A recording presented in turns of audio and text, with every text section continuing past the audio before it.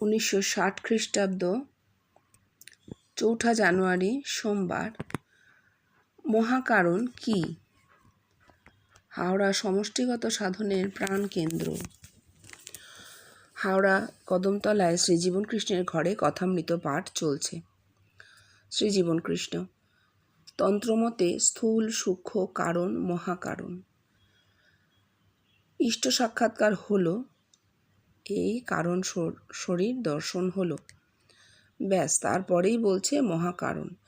এই মহাকারণের লয় হয়ে যাওয়া অর্থাৎ মৃত্যুকেই ওরা মিন করেছে, কারণ মহাকারণ থেকে সম্ভূত বস্তুর কারণ জানা যায় না। তুই আমায় দেখেছিস, তুই আমায় দেখেছিস, তুই আমায় দেখেছিস, এই বলে সম্মুখে উপবিষ্ট কয়েকজনকে দেখিয়ে বললেন, আমি তোর কারণ শরীর, তোর কারণ শরীর, তোর কারণ শরীর।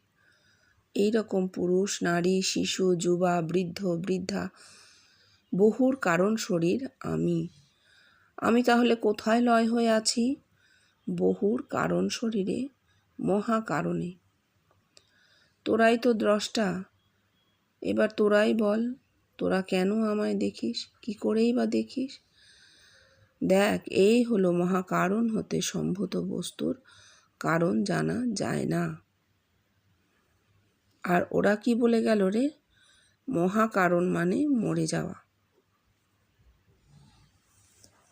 হ্যাঁ, কেন বলেছেন এটা ভাবতে হবে। মহাকারণ মানে মরে যাওয়া কেন বলছেন? এই কারণে বলছেন যে ওইটা মানে মরে গেলে সব শেষ, মরে গেলে লীন, আবার সেটা ভালো লাগছে না, তখন আবার বলছেন জন্মান্তর আছে। বিভিন্ন ভাবে চেষ্টা করছে, কিন্তু সোজা কথাটা হচ্ছে যে না, মহাকারণ জানা যায় না।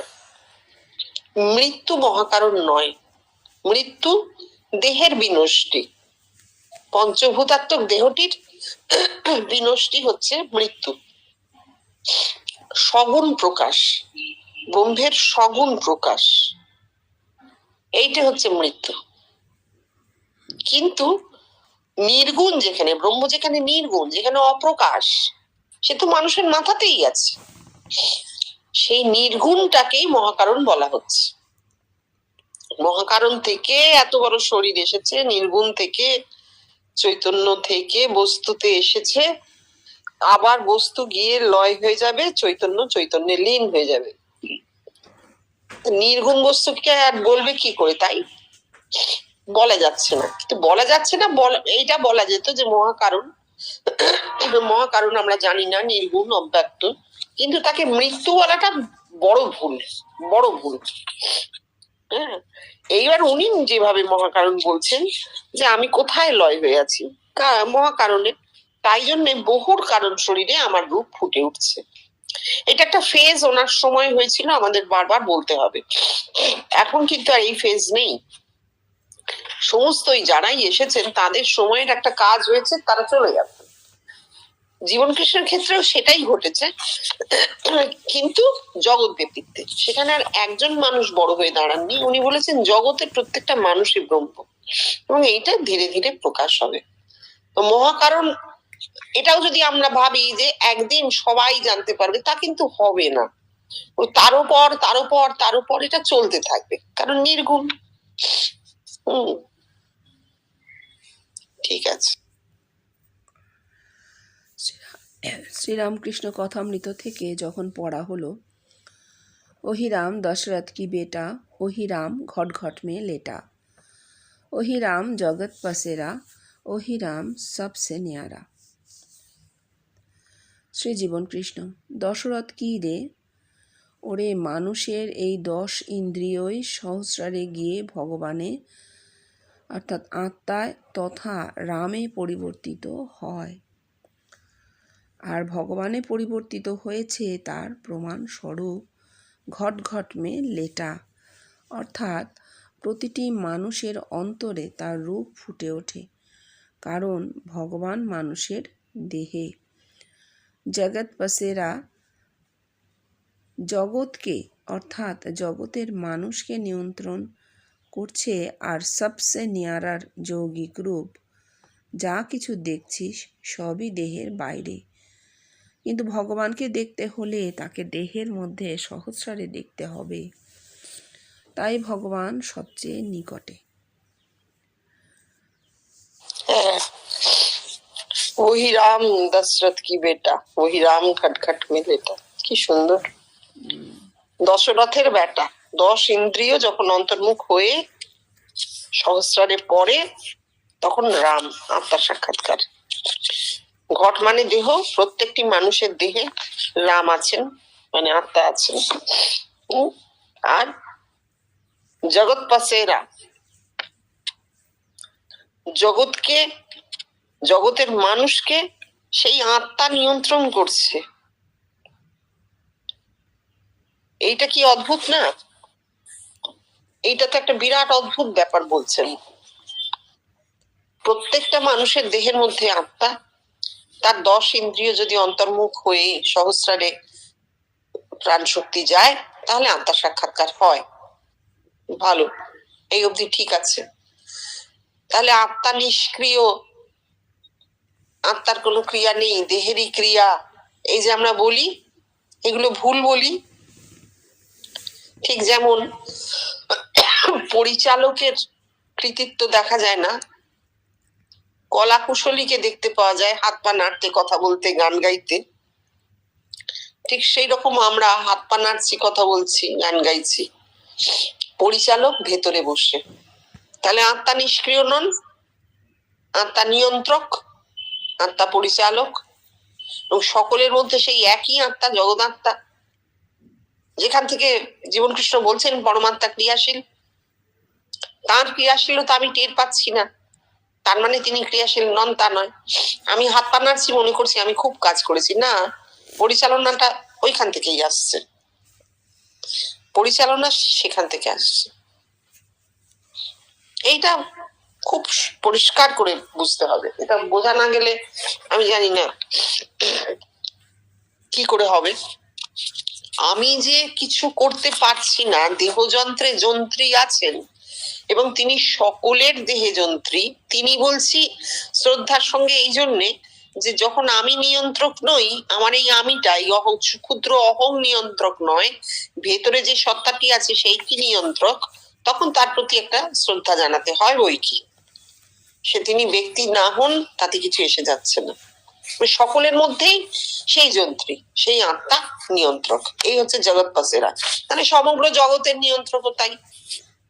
এবার যারা নাস্তিক্যবাদী তারা বলেন যে জগৎ একটা অটোনোমাস সিস্টেম, স্বয়ংক্রিয়, আপনা থেকে চলছে, চলবে, কোনো বিশেষ ব্যক্তি একে নিয়ন্ত্রণ করছে না। এই কথাটা বোঝবার জন্য নাস্তিক্যবাদী হওয়ার দরকার নেই। ঠিক এই কথাটাই এখানেও বলা হয়েছে যে নিয়ন্ত্রণ কোনো মানুষ করে না, আমরা কখনো জগৎকে নিয়ন্ত্রণ করতে পারি না। জগৎ নিয়ন্ত্রিত হয়, অটোমেটিক্যালি হয়। কি করে হয়? আমার এই দেহ সত্তার পেছনে অন্তরালে আরেকটি যে পরম সত্তা, যে বিশুদ্ধ চৈতন্য স্বরূপ যেটা আছে, সেইটাই সমস্ত প্রকৃতিকে, জগৎকে নিয়ন্ত্রণ করছে, তা বাইরে নয়। এইটা নাস্তিকবাদীদের সঙ্গে আমাদের তফাৎ।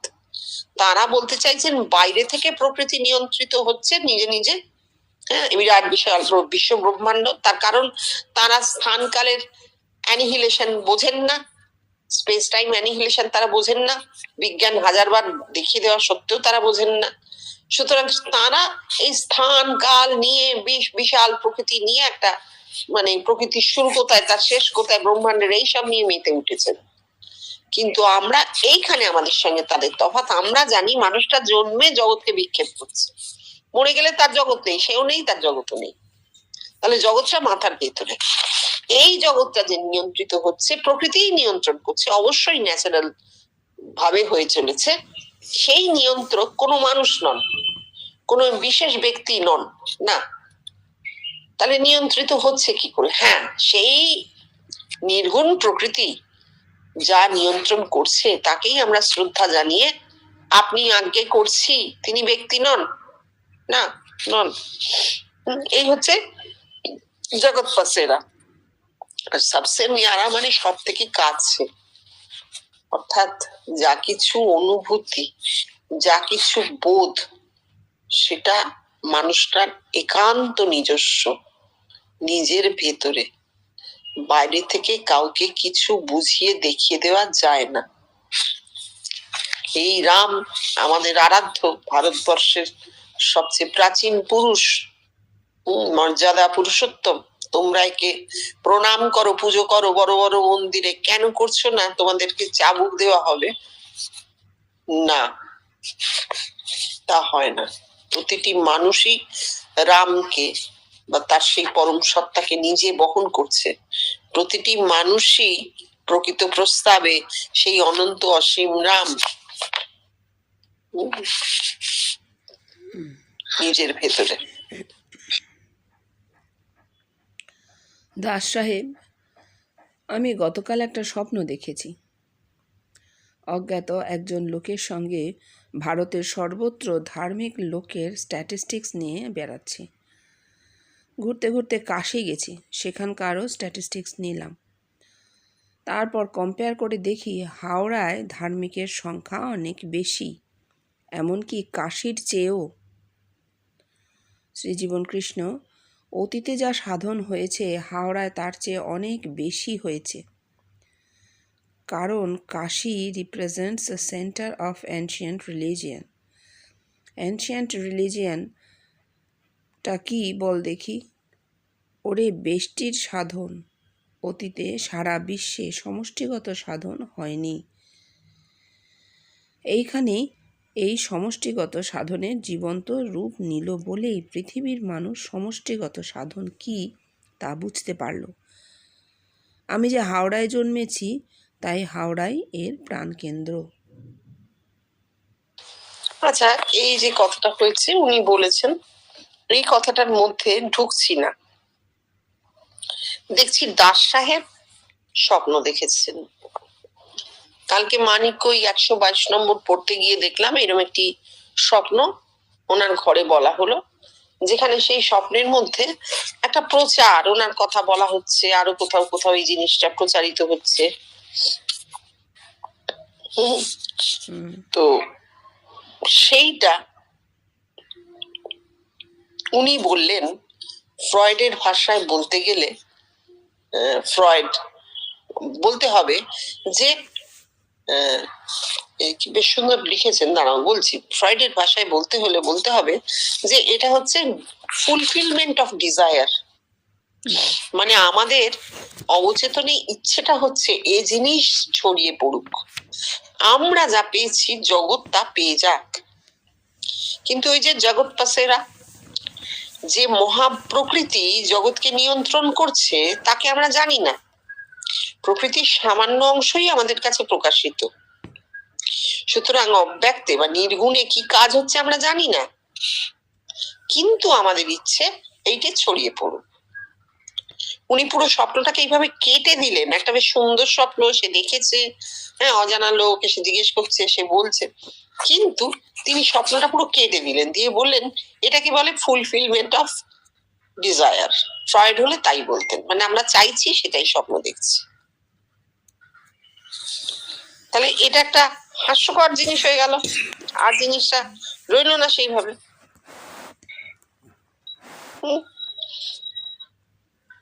এও তাই, গতকাল স্বপ্ন দেখেছেন অজ্ঞাত একজন লোকের সঙ্গে সব জায়গায় ধার্মিক লোকের স্ট্যাটিস্টিক্স নিয়ে বেড়াচ্ছেন। মানে ওনার মনের ইচ্ছে যে উনি দেখবেন জগতের সব থেকে বেশি ধার্মিক লোক কোথায় আছে। দেখলেন হাওড়ায় আছে। উনি নিজে হাওড়ায় থাকতেন, অর্থাৎ জগতের সব থেকে বড় ধার্মিক যারা, তাদের মধ্যে আমি একজন। সেই সংখ্যাটা খুবই কম। হাওড়া কতটুকু জায়গা? জীবনকৃষ্ণ তার মতন করে একটা কথা বলেছেন বটে, কিন্তু এই সময় দাঁড়িয়ে কি আমরা সেই কথাগুলো নিতে পারি? এ কি হয়? সেও তো সেই বিশেষ করে একটা গন্ডি টানা হলো, গন্ডি তো কাটতে হবে। তারপর পড়ো। শ্রীজীবন কৃষ্ণ,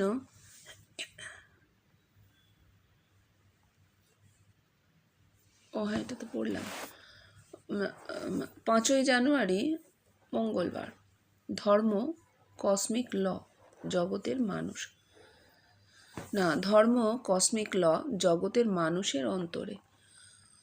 কসমিক ল, কসমিক ম্যান শ্রীজীবন কৃষ্ণকে দেখা।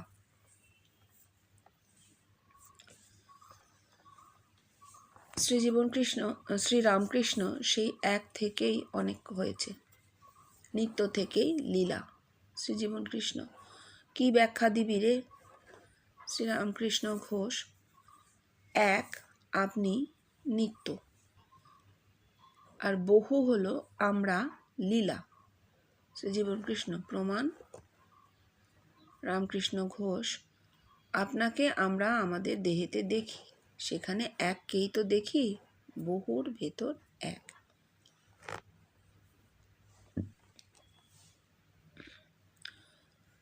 হ্যাঁ, আমার বইয়ে এই 5ই জানুয়ারির একদম শেষে গিয়ে এইটা 5-11-1, তার আগে 5-1-3 থেকে শুরু হয়েছে।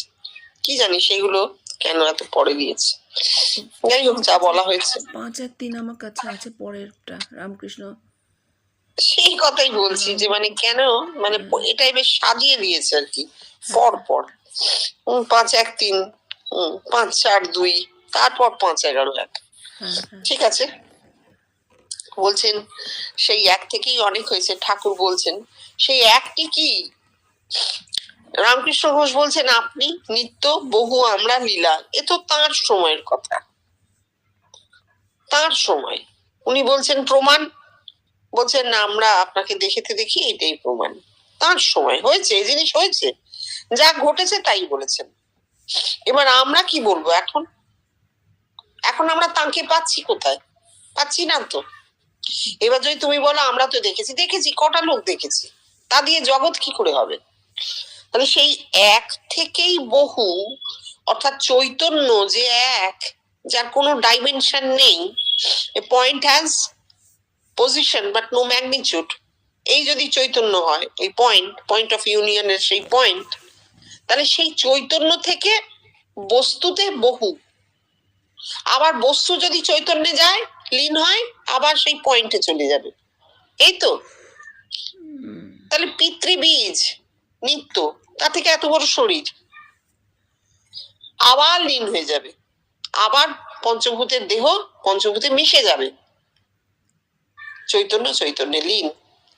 এবার কেউ যদি বলে যে আমরা চৈতন্য সমুদ্র হয়ে গেছে, চৈতন্য সাগর হয়ে গেছে, সে বলতে পারে, কিন্তু তাতেও জানতে হবে সেটা ওই এক, সেখানে দুইয়ের স্থান নেই, আর কোন স্থান কাল জুড়ে চৈতন্য মোটেই থাকে না। ঠিক আছে।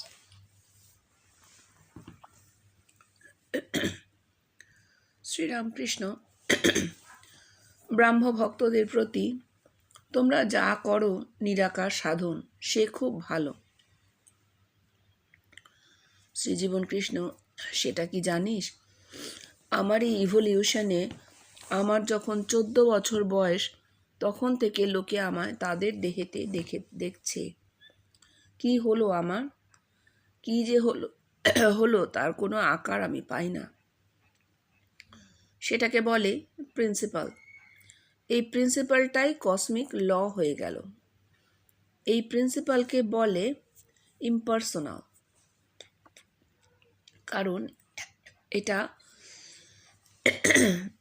কারণ এটা ব্যষ্টির সাধন গণ্ডির মধ্যে নয়।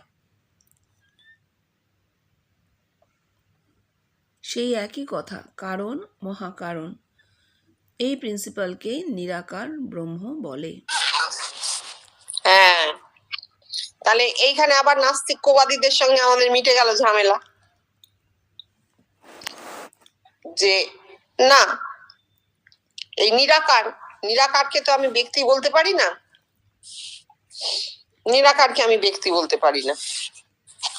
তাহলে নাস্তিকবাদীরা যে বলেছিল যে নিরাকারের কথা, যে কোথা থেকে তুমি পড়লে বলো তো, এটা আমি দেখতে পাচ্ছি না কেন। এই যে তোমরা যা করো নিরাকার সাধন, সে খুব ভালো, এইটা।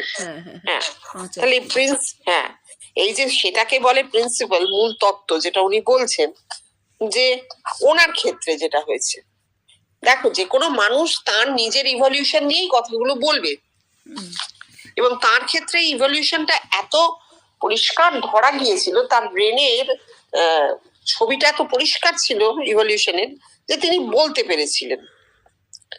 তাও কি ওই রোজ তাকে এসে লোকে বলতো, ফলে সেলগুলো আঘাত পেত এবং ফুটে যেত।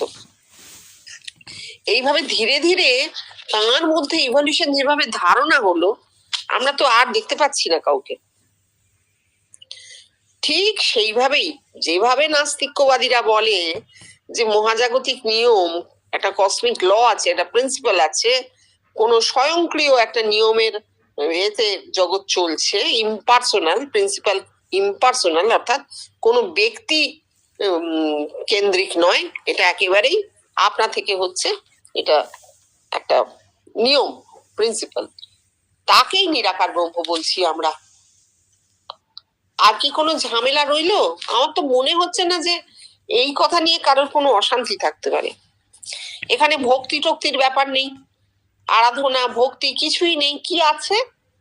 আছে শুধু নিজেকে খুঁড়ে যাওয়া, খনন করা, বারবার চিন্তার মধ্যে নিজের ব্রেনকে তোলপাড় করা। যে কথাটা উনি কি বললেন, আমার তো মনে হয় এই একটা কথাকে মানুষ যদি নিয়ে বারবার বারবার পড়ে, তাহলে তার কাছে জিনিসটা খুব পরিষ্কার হবে। হ্যাঁ, তারপর দেখো, বুঝতে পারলি? বোঝা একটু শক্ত। আরে এই যে তোরা আমায় দেখছিস, এর প্রিন্সিপালের মৌলিক তত্ত্বটা কি সে তো তুইও জানিস না, আমিও জানি না। অথচ এই মৌলিক তত্ত্বটাই হয়ে কসমিক ল দাঁড়ালো। সেটা কি? আমায় জগতের লোককে দেখতেই হবে, এই ল। বেদের কোন কথা? ব্রহ্মপুরে একটি মানুষ আছে, তাকে দেখা চাই চাই, তবে ধর্মের আরম্ভ। অথচ এর কোনো আকার দেখতে পাচ্ছি না। তাই এই নিরাকার সাধন যা আপনা হতে হয়ে চলেছে আর হবে। এরা ব্যাখ্যার দরকার নেই, একদম সুন্দর করে বলে দিয়েছেন। হ্যাঁ, আমরা বরঞ্চ একটু অন্য কথা বলি। দেখো, ইভলিউশন বা বিবর্তন, মানুষের সভ্যতার বিবর্তন, এটা এক যদি আলোচনার বিষয় হয়, জানি এখন পৃথিবীও তোলপাড়। আমরা দেখছি লক্ষ লক্ষ বছর ধরে কি ধীরে ধীরে ধীরে ধীরে মানুষ একটা উন্নততম ব্রেন পেয়েছে। দেখো, তুমি বলতে পারো যে সভ্যতা তো ধ্বংসের মুখে, হ্যাঁ আমরা সবাই বলছি সেটা। ব্রেনটা পাওয়ারফুল হলে, পাওয়ার পাওয়ার শক্তি, শক্তি পেলে কি হয়? শক্তির দুটো দিক আছে। শক্তি কল্যাণময় হতে পারে, শক্তির রুদ্র রূপ আছে, ধ্বংসাত্মক হতে পারে। সুতরাং তুমি যদি বলো যে অমঙ্গল হচ্ছে, মঙ্গল অমঙ্গল একই, শক্তির দুটো পিঠ। এইটা বিবর্তনে মানুষ এই অবধি পৌঁছেছে। শক্তির চরম প্রকাশ তার ব্রেনে ঘটে গেছে, কিন্তু কি ধীরে ধীরে, কি অসম্ভব লক্ষ লক্ষ বছর ধরে মানুষের ব্রেন এইরকম জায়গায় পৌঁছেছে, যেখানে তার একটা চরম শক্তির বিকাশ ঘটেছে। এবং শক্তির বিকাশ মানেই অ্যাটম বম যেমন ধ্বংস করে দেয়, আবার অ্যাটমিক এনার্জি আরো অনেক কিছু আমাদের সভ্যতাকে দিতেও পারে। দুটো দিক, শক্তির সবসময় দুটো দিক। এইখান থেকে দুই থেকে আরো বিবর্তনের ফলে মানুষ একে পৌঁছবে, যেখানে শক্তির ক্রিয়া সে আর গ্রহণ করবে না। শক্তি দিয়ে তার সে দেখতে পাচ্ছে কি হচ্ছে, শক্তি দিয়ে কত দূর যাওয়া যায়, কত দূর পৌঁছানো যায়, সেটা সে দেখতে পাচ্ছে। এরপর আর শক্তির ক্রিয়া থাকবে না। সেইখানটায় মানে সেই জায়গায় আমরা পৌঁছতে পারলে শান্তি। যেমন দেখো, তুমি একটা রকেট বানালে, মানুষই তো রকেট বানায়, তুমি একটা রকেট বানালে, কি না সেই রকেটটাকে তুমি মহাকাশে পাঠাতে চাও। বেশিরভাগ ক্ষেত্রে একটা জায়গাকে কেন্দ্র করে ঘুরপাক খায় রকেট। কিন্তু আমরা কি করব? আমরা কি জানছি? তুমি রকেটটা পাঠালে কেন? তুমি রকেটটাকে পাঠালে যে পৃথিবীর বায়ুমণ্ডলের বাইরে সে বেরিয়ে যাক, তারপর সৌরজগতের বাইরেও বেরিয়ে যাক, আরো দূরে যাক, দেখে আসুক কি হচ্ছে। রকেটটা যখন তুমি ছাড়লে, সে প্রথমে কিন্তু পৃথিবীর বায়ুমণ্ডলের বাইরে বেরোবে। তার এসকেপ ভেলোসিটি গ্র্যাভিটেশনাল পুলকে অগ্রাহ্য করে আরো জোরে সে বেরিয়ে যাবে। খুব ভালো, বেরিয়ে গেল।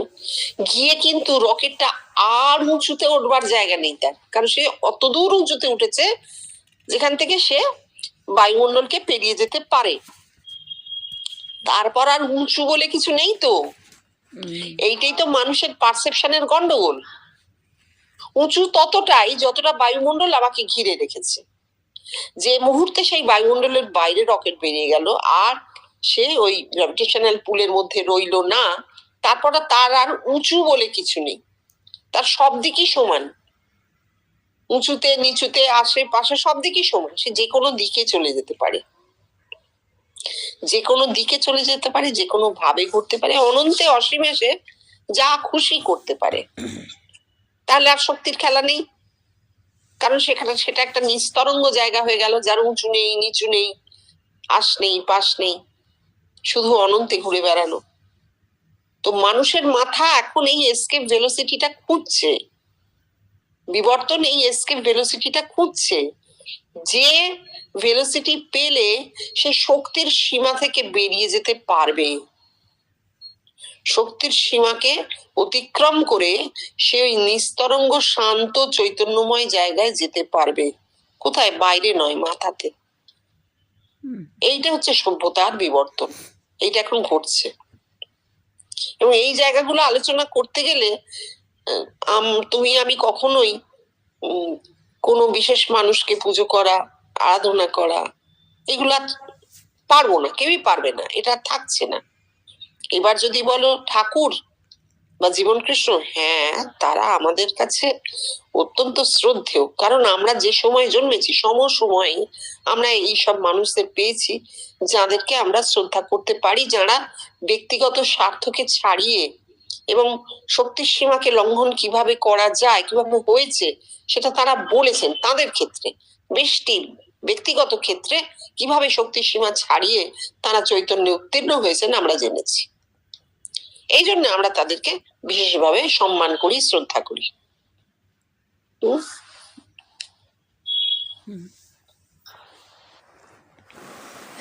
শ্রীরামকৃষ্ণ আত্মার মৃত্যু নেই। শ্রী জীবন কৃষ্ণ নিছক কল্পনা। এই লাইফ পাওয়ার যদি আপনা হতে সাধকের জীবদ্দশায় আনফোল্ড করে, তবেই তার বিকাশের পূর্ণত্ব, অমরত্ব। আত্মার অমরত্বের প্রমাণ পেতে হলে একটি মানুষকে চিরকাল বেঁচে থাকতে হবে। আর বেঁচে থাকার সম্ভাবনা আছে বলেই বেদের ঋষির প্রার্থনা, অসত মা সদ্গময়, তমস মা জ্যোতির্গময়, মৃত্যুর মা অমৃতং গময়। ঋষি প্রার্থনা জানাচ্ছেন, অসৎ থেকে আমায় সতে নিয়ে চলো, অন্ধকার থেকে আলোয় নিয়ে চলো, মৃত্যু থেকে আমায় অমৃতে নিয়ে চলো। প্রথম দুটি তার জীবদ্দশার কথা বলল, আর তৃতীয়টির বেলায় বুঝি মরে গিয়ে অমর হওয়ার কথা বলল?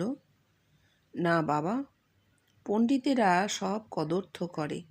দেখ না, যে মানুষটা বলছে আমায় অসৎ থেকে সতে নিয়ে চলো, এই প্রার্থনা তো তার জীবদ্দশাতেই। যে বলছে আমায় অন্ধকার হতে আলোয় নিয়ে চলো, সেও তো তার জীবদ্দশাতেই। আর মৃত্যু থেকে আমায় অমরত্ব দাও, এইটির বেলায় মরে গিয়ে কেন? সেও তো তার জীবদ্দশাতেই চিরকাল দেহ নিয়ে বেঁচে থাকার প্রার্থনাই জানাচ্ছে, নাকি? ঋষির এই প্রার্থনা আজও রূপ নেয়নি, কিন্তু নিতে পারে। তখন প্রমাণ সমেত আত্মা অবিনশ্বর বলা যাবে, তার আগে নয়। আর তা না হলে মানুষ ভাববে, যাগ্গে এ জন্মে হলো না, আসছে জন্মে হবে। আটকুড়ো বেটাদের আসছে জন্ম আছে, তার প্রমাণ ওই আত্মা অবিনশ্বর। এই থেকেই মানুষের মাথায় আসছে জন্ম ঢুকিয়েছে। বেদান্তে জন্মান্তরবাদ নেই। একদম ঠিক। তার সঙ্গে এটাও ঠিক, এখনো পর্যন্ত আত্মিক বিবর্তন বা মানুষের সভ্যতার বিবর্তনে আমরা একটি মানুষকেও অমর দেখতে পাইনি। অর্থাৎ দেহ হলে দেহ যাবে, এইটাই এখনো পর্যন্ত আমরা জানি। এইভাবেই জিনিসটা চলছে। যদি প্রকৃতিতে বড়সড় কোনো বিবর্তন না ঘটে থাকে, তাহলে এই জিনিস এখন চলতেই থাকবে। মানুষ জন্মাচ্ছে, বস্তুতে আসছে, বস্তু থেকে লয় হয়ে যাচ্ছে। একমাত্র যদি বস্তু চৈতন্যময় হয়ে যায়, তবেই তা সম্ভব। তবেই দেহটা রইলো কি গেল কিছুই তো এসে যাবে না, কারণ তার উপস্থিতিটা চৈতন্যময় হয়ে যাবে। এটা বিজ্ঞান বাইরে থেকে অনেক চেষ্টা করছে, এই artificial intelligence, robo, human robo, মানে মানুষ আর রোবটের সংমিশ্রণ, বা মেডিকেল সায়েন্স চেষ্টা করছে, হ্যাঁ, নানা রকম চিপ দিয়ে, কৃত্রিম সমস্ত অঙ্গ দিয়ে একটা মানুষকে আজীবন যদি বাঁচিয়ে রাখা যায়, বা কমায় গেছে তাকে বরফের মধ্যে একবারে ফ্রিজ করে রেখে দিয়েছে, 20 বছর বাদে তাকে জাগানো হচ্ছে। এর নানা এক্সপেরিমেন্ট চলছে। কিন্তু বুঝতে হবে, এই এক্সপেরিমেন্ট যারা করছেন সবই বস্তুতে হচ্ছে না, বস্তুতে এই জিনিস হবে না, হবে চৈতন্যে। এই চৈতন্যময় অবস্থাটা ওই এআই টিআই দিয়ে হবে না, আমরা ভাবছি, কিন্তু ওটা কৃত্রিম বুদ্ধিমত্তা, আর্টিফিশিয়াল। আর্টিফিশিয়াল দিয়ে ওখানে পৌঁছানো যাবে না। মানুষের মাথাতেই হচ্ছে যদিও, কিন্তু এমন একটা দিন আসতে পারে যখন মানুষ তার দেহটাকে পোশাক বদলানোর মতন সত্যি বদলাতে পারবে। হতে পারে, এটা কল্পনা হয়ে যাচ্ছে যদিও, কিন্তু যেন এই দিকেই করা হয়েছে, নির্দেশ করা হয়েছে, মানুষ পোশাক বদলানোর মতন তার দেহটাকে পাল্টে নিতে পারবে, এবং তার সেই বিশেষ পরিচিতি, স্থান, কাল, গণ্ডি, এগুলো কিছুই থাকবে না। চৈতন্যময় অবস্থাটা তো এরকমই হতে পারে। এবং ইচ্ছা মৃত্যু। আমার এই বস্তুময় জগতে আমার অবস্থানটা ভালো লাগলো, রইলাম, লাগলো না, চৈতন্যের লীন হয়ে গেলাম। এই জিনিসটা হতে পারে, এটা সম্ভাবনা আছে। কিন্তু এখনো পর্যন্ত একে কল্পনাই বলবে লোকে, কল্পবিজ্ঞান হতে পারে, কল্পনার গল্প হতে পারে, কিন্তু যতক্ষণ না তা সত্যি হয়ে দেখা দিচ্ছে ততক্ষণ এই কথাগুলো গুরুত্বহীন। ঠিক আছে, আজকে এই অবধি থাকুক টুকুন। হ্যাঁ, উঠে পড়ি, কালকে আবার বসবো। কালকে শ্রীরামকৃষ্ণ স্বরদর্শনে না পায় দর্শন।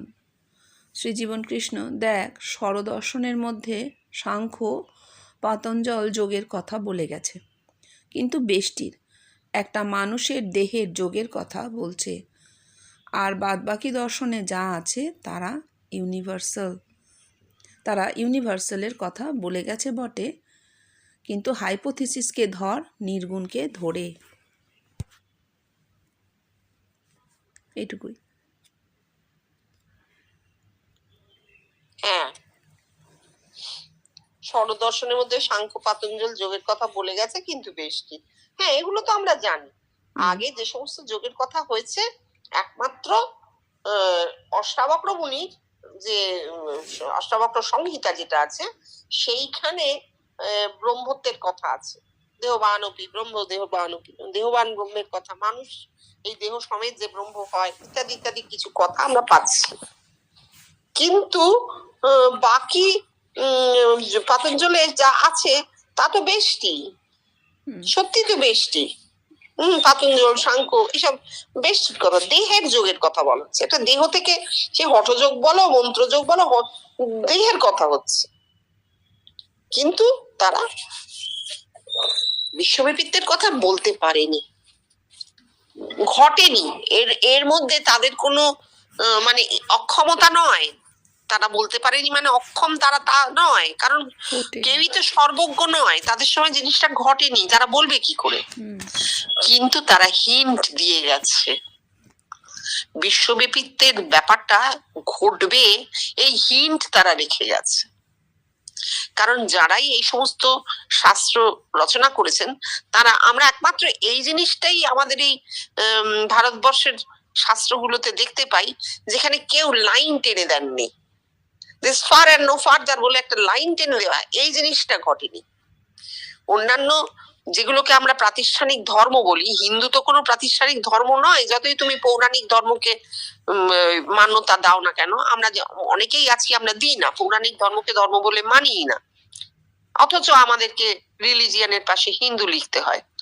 তো যাই হোক, এই যে নানা বিশ্বাস, নানা জ্ঞান চর্চার মধ্যে দিয়ে আমাদের একটা কৃষ্টি, যেটাকে জীবনকৃষ্ণ কৃষ্টি বলছেন, ধর্ম না বলে কৃষ্টি, সেই কৃষ্টির মধ্যে এমন কোন বিশেষ বই লিখে সেখানে দাগ মেরে দেওয়া হয়নি।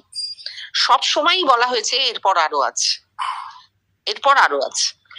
কিন্তু আমরা যদি পৃথিবীর অন্যান্য ধর্মগুলোর দিকে তাকাই, সেখানে দেখবো তাদের একটি মাত্র বই আছে, এবং সেই বইতে বিশেষ বিশেষ করে লাইন টেনে দেওয়া হয়েছে যে এই ঘটবে, এই ঘটবে, এই ঘটবে, এরপর আর কিছু ঘটার নেই। তা কিন্তু সত্য নয়। তা যে সত্যি নয় সেটা আমরা এখন দেখতে পাচ্ছি। রোজ পৃথিবী নতুন, রোজ আমাদের জগৎটা নতুন হচ্ছে, নতুন নতুন পথে এগিয়ে যাচ্ছে। এইটা আমাদের শাস্ত্রে কিন্তু একটা হিন্ট দেওয়া আছে, হিন্ট আছে। আর অষ্টাবক্র সংহিতায় উনি পরিষ্কার দেখেছিলেন, আমি পরে এক সময় ওই পিডিএফটা তোমাকে পাঠিয়ে দেবো, যে যেখানে বলা হয়েছে যে ব্রহ্ম দেহবান হন, অর্থাৎ মানুষ তো দেহবান, মানুষ ব্রহ্ম হবে, লেখা আছে মানুষ ব্রহ্ম হবে। ঠিক আছে।